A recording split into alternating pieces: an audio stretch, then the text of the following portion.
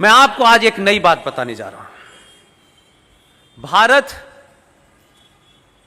आजाद हुआ 1947 को। यह घटना मैं इसलिए बता रहा हूं, यह बताई नहीं गई किसी को। कैसे कैसी चीजें आपसे छुपाई गई हैं। 14 अगस्त 1947 को भारत के गृह मंत्री ने एक टेलीग्राम किया।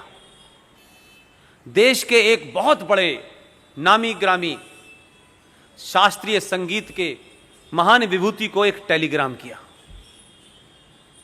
और उस टेलीग्राम में उन्होंने कहा 14 अगस्त को कर रहे हैं, वो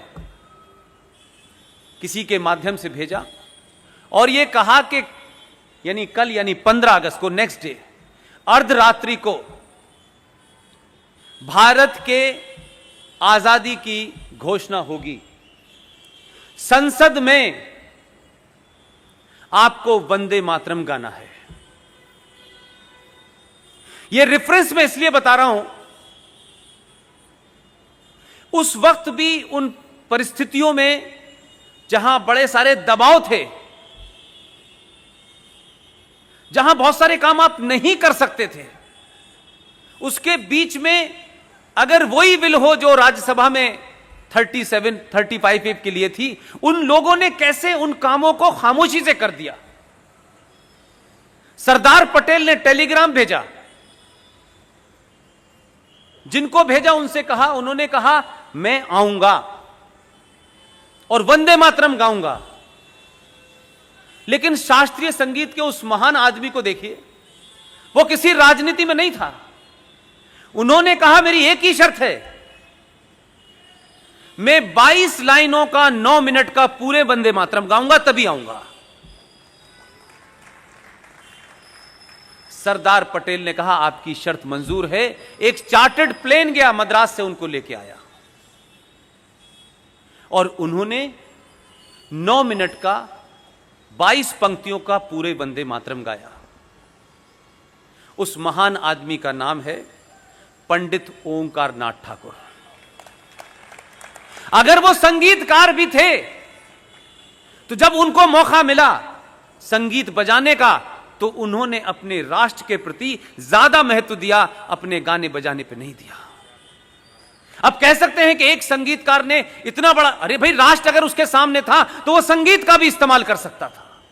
और एक ऐसे वक्त पे शर्त रखी, सरकार ने मांगनी, वो आए बजाया, बाद में उनको बहुत सारा सम्मान मिला। लेकिन मैं ये कह रहा हूं, उन्होंने, सरदार ने अपने टेलीग्राम के बाद जो उनसे बातचीत हुई, उस पेन को समझिए। और अभी एक किताब आई है कला संगम, बड़ी रिसर्च करके लिखी गई है। बड़े अच्छे दोस्त हैं हमारे, नागपुर के रहने वाले हैं। इस कला संगम की किताब के पेज नंबर 42 पे यह घटना वर्णित है, तथ्यों के साथ है। सरदार पटेल से उन्होंने कहा खंडित भारत में, सरदार पटेल ने कहा हां, खंडित भारत में आपको पूरा वंदे मातरम गाना है। मेरा इतना कहना है, देश खंडित कर दिया था आपने, किन मजबूरियों के किया वो सबको पता है। लेकिन आजाद भारत की पार्लियामेंट में अखंड वंदे मातरम बचा। लेकिन बौने लोगों ने, इसके बाद की घटना सुनिए आप, ये जो आज बात कही जा रही है उस रेफरेंस में कहना चाहता हूं। जब ये बजा, सौरभ भाई, मौलाना अबुल कलाम जैसा फ्रॉड और तमाम वो लोग जिनको भारत के इतिहास में एक महान मुसलमान बताया गया है, ये सब खड़े हो गए। आप शकीकुल रहमान बर्क नाम का एक समाजवादी पार्टी का एमपी है, उत्तर प्रदेश के वेस्ट यूपी के संबल से खड़ा होकर जीत के आता है। वो जब भारत की पार्लियामेंट में वंदे मातरम बजता है तो वो उठ के चले जाता है। आपने उसको उठते हुए देखा है। मेरा सवाल यह है कि जो भारत बट गया था, जिना की सोच के लोग चले गए थे, यहां जो महान सोच के लोग रह गए थे, ये जिना से ज्यादा खतरनाक थे। आपको पहचानने में आपने गलती की। इसलिए अगर सही समय पे सही बात पहचानी होती तो आज शाहीन बाग पैदा नहीं होता।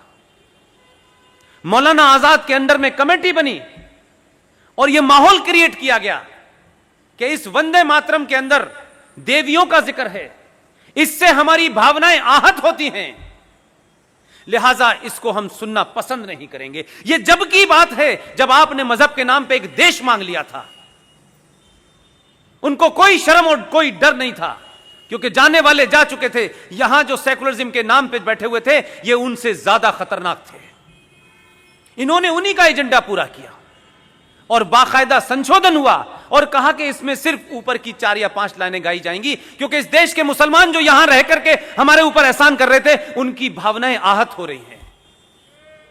इस देश में किसी ने पूछा 21 लाख लोग मारे गए, हजारों हिंदुओं की भावनाएं आहत हो रही हैं, क्योंकि आपकी चिंता नहीं थी, क्योंकि आपने बौने लॉर्ड लीडर पैदा किए थे।